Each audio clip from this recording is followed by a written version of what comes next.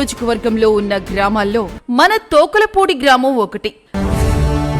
అయితే మన గ్రామాన్ని గత ప్రభుత్వాలు పాలకులు కనీసం పట్టించుకున్న పాపాన పోలేదు, అభివృద్ధి చేసింది లేదు.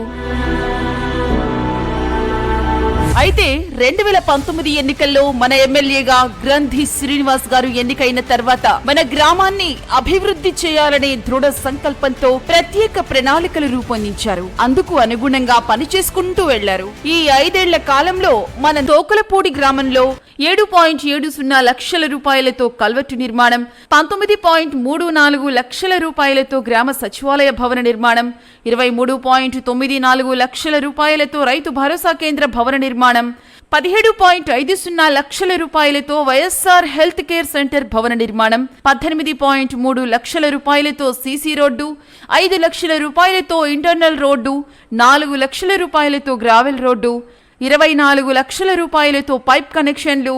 ఈ విధంగా మన గ్రామంలో వివిధ అభివృద్ధి పనులకు సుమారుగా 119.78 లక్షలు. ఇక జగనన్న ప్రభుత్వంలో అందిస్తున్న సంక్షేమ పథకాలు మన గ్రామానికి 11,07,79,521 లక్షల రూపాయలు.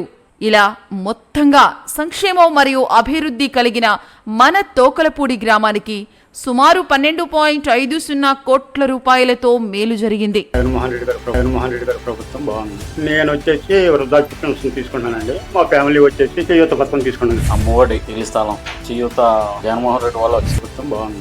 నేను వచ్చేసి వృద్ధాప్య పెన్షన్ తీసుకున్నానండి. మా ఫ్యామిలీ వచ్చేసి చేయూత పథకం తీసుకున్నాను. అమ్మఒడి ఇల్లు స్థలం చేయూత జగన్మోహన్ రెడ్డి వల్ల గ్రంథి శ్రీనివాస్ గారితోనే మన తోకలపూడి గ్రామ అభివృద్ధి, గ్రంథి శ్రీనివాస్ గారితోనే భీమవరం నియోజకవర్గ అభివృద్ధి. ఫ్యాను గుర్తుకే మన ఓటు.